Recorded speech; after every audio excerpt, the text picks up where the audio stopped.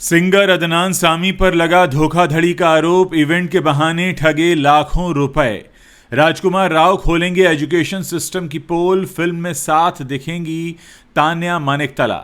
22 घंटे काम करने के बाद मिलती थी कम फीस। स्ट्रगल के दिनों पर छलका हितेन तेजवानी का दर्द। द ताज स्टोरी रिलीज से पहले ही विवादों में फंसी। परेश रावल की फिल्म पर नफरत फैलाने का आरोप। एक दीवाने की दीवानियत के बाद हर्षवर्धन राणे के हाथ लगी एकता कपूर की नई फिल्म। सतीश शाह को पद्मश्री देने की अपील। निधन के बाद FWICE ने PM को लिखा पत्र। खबरों में आगे बताएंगे आपको शर्म आनी चाहिए तुम लोगों को। कुनिका, नीलम और तान्या ने की अशनूर की बॉडी शेमिंग। भड़के ऑन स्क्रीन भाई ने लगा दी क्लास। रजनीकांत और धनुष के घर को बम से उड़ाने की मिली धमकी। पुलिस की जांच में फर्जी निकला ईमेल। और रामायण में विभीषण बनेंगे विवेक ओबरॉय और दान कर देंगे पूरी फीस। नमस्कार दोस्तों, आप देखना शुरू कर चुके हैं बॉलीवुड टॉप 10 हेडलाइंस। तो चलिए अब इन्हीं खबरों को आपके सामने डिटेल में रखते हैं। सिंगर अदनान सामी मुश्किलों में घिरते दिखाई दे रहे हैं क्योंकि उन पर धोखाधड़ी करने का आरोप लगा है।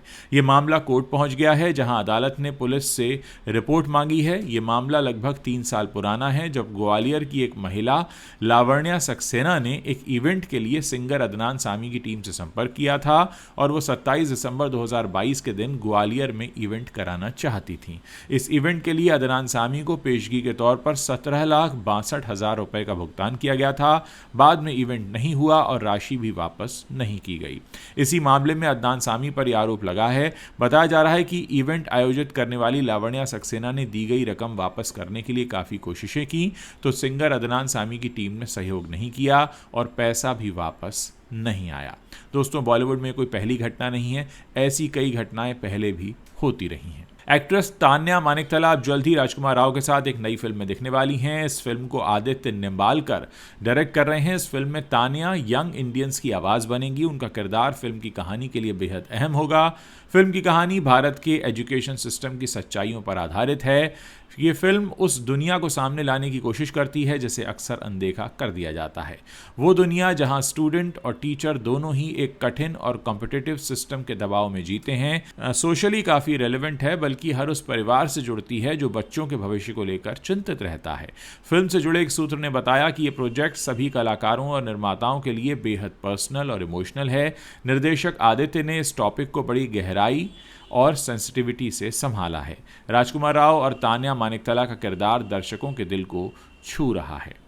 एक्टर हितेन तेजवानी पिछले 25 सालों से दर्शकों का मनोरंजन कर रहे हैं। वैसे तो सभी ने कई बार डेली सोप्स के एक्टर्स के टफ शेड्यूल्स और टाइट डेडलाइंस की दास्तान सुनी है। अब एक बार फिर हितेन तेजवानी ने दर्शकों के साथ अपने स्ट्रगलिंग फेज की कहानी शेयर की है। हितेन तेजवानी ने कहा कि मैंने पिछले 25 सालों में जी तोड़ मेहनत की है। जब मैंने काम करना शुरू किया तब मैं अपने घर सिर्फ फ्रेश होने के लिए ही जाता था। उस दौर में मैंने इतने ड्राइवर्स चेंज किए क्योंकि कोई भी मेरे वर्किंग आवर्स के साथ अपना टाइम मैनेज नहीं कर पाता था।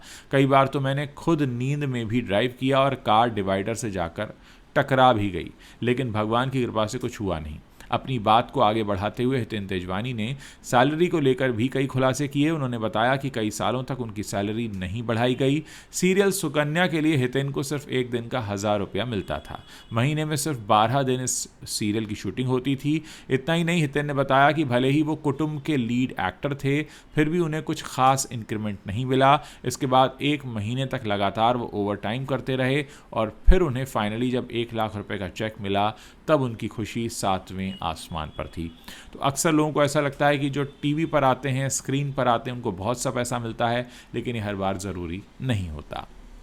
एक्टर परेश रावल की upcoming film the Taj story release से पहले ही कानूनी पचड़े में फंस गई है। दिल्ली हाईकोर्ट में फिल्म को लेकर एक जनहित याचिका दायर की गई है। इसमें आरोप लगाया गया है कि इस फिल्म में ऐतिहासिक तथ्यों को तोड़ मरोड़ कर पेश किया गया है और यह सांप्रदायिक प्रचार को बढ़ावा दे सकती है, यानी सांप्रदायिक सौहार्द बिगाड़ सकती है। शकील अब्बास नाम के वकील ने दिल्ली हाईकोर्ट में द ताज स्टोरी के खिलाफ याचिका दाखिल की है। दिल्ली हाईकोर्ट में दाखिल अर्जी में उनका कहना है कि फिल्म की कहानी और ट्रेलर समाज में सांप्रदायिक तनाव पैदा कर सकते हैं। द ताज स्टोरी का ट्रेलर 16 अक्टूबर को लॉन्च किया गया था और अब इसके प्रमोशन भी जोरों पर चल रहे हैं। ये फिल्म 31 अक्टूबर को रिलीज हो रही है। कोर्ट में दाखिल अर्जी में ये आरोप भी लगा है कि सेंसर बोर्ड ने बिना सही तरीके से समीक्षा किए फिल्म को प्रमाण पत्र दे दिया, जबकि इसमें इतिहास से जुड़ी गलत और भड़काऊ जानकारियां दिखाई गई हैं। हाल ही में रिलीज हुई हर्षवर्धन राणे की फिल्म एक दीवाने की दीवानियत बॉक्स ऑफिस पर धूम मचा रही है। फिल्म 25 करोड़ रुपए के छोटे से बजट में बनी थी और इसने 3 दिनों में ही अपना बजट निकाल लिया है। हर्षवर्धन 9 साल बाद बड़े पर्दे पर लौटे और कमाल कर दिया। राणे के डाई हार्ड फैंस उन्हें सपोर्ट करने सिनेमाघर पहुंचे और कई शोज हाउसफुल भी रहे। अब लग रहा है कि हर्षवर्धन राणे के लिए सक्सेस बेहद शानदार रहने वाली है। हर्षवर्धन को कई बड़े डायरेक्टर्स अप्रोच भी कर रहे हैं और खबर है कि प्रोड्यूसर एकता कपूर एक नई फिल्म में उन्हें कास्ट करने वाली हैं। पिंक विला की एक रिपोर्ट के मुताबिक हर्षवर्धन अब एकता कपूर के साथ एक गैंगस्टर फिल्म के लिए बातचीत कर रहे हैं और ये दुबई के बैकड्रॉप पर आधारित होगी। बाकी डिटेल्स की बात करें तो स्क्रिप्ट में ज़बरदस्त एक्शन होगा, क्राइम ड्रामा होगा और ये एक बेहद ही गंभीर रोल होगा और एकता को लगता है कि हर्षवर्धन राणे इसके लिए उनकी बिल्कुल सही चॉइस हो सकते हैं। हालांकि बातचीत अभी बिल्कुल शुरुआती दौर में है। दिवंगत एक्टर सतीश शाह हमारे बीच नहीं रहे, लेकिन उनके काम और योगदान को लोग आज भी बड़े सम्मान से याद करते हैं। सतीश शाह के योगदान को सम्मानित करने के लिए federation of western India cine employees ने प्रधानमंत्री श्री नरेंद्र मोदी से खास अपील की है।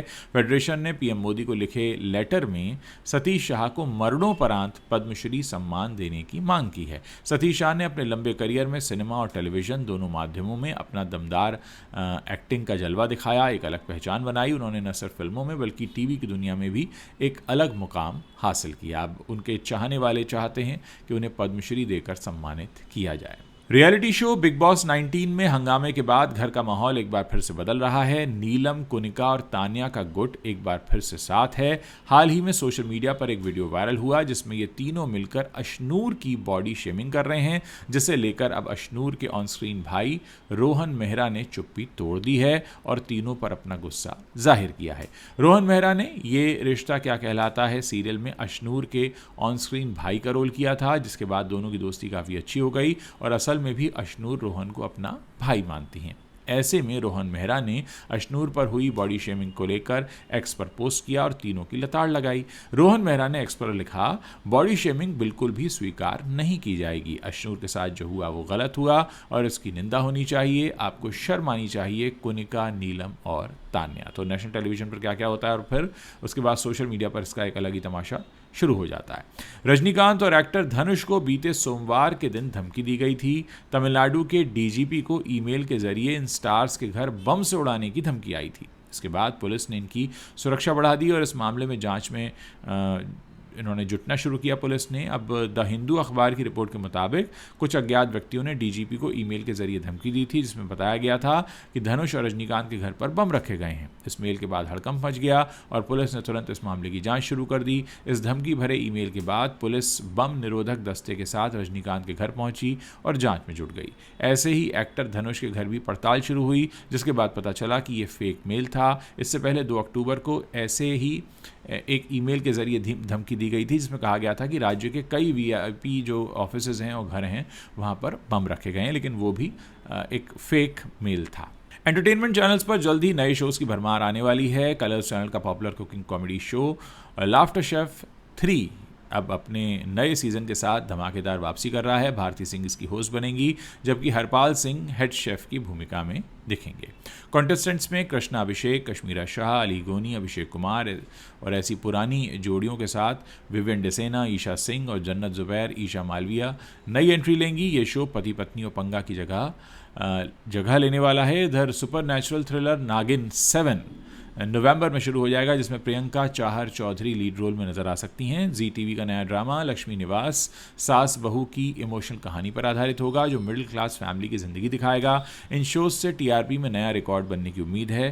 खासकर बिग बॉस, कौन बनेगा करोड़पति और इंडियन आइडल जैसे मौजूदा शोज टीआरपी के मामलों में काफ़ी पीछे हैं।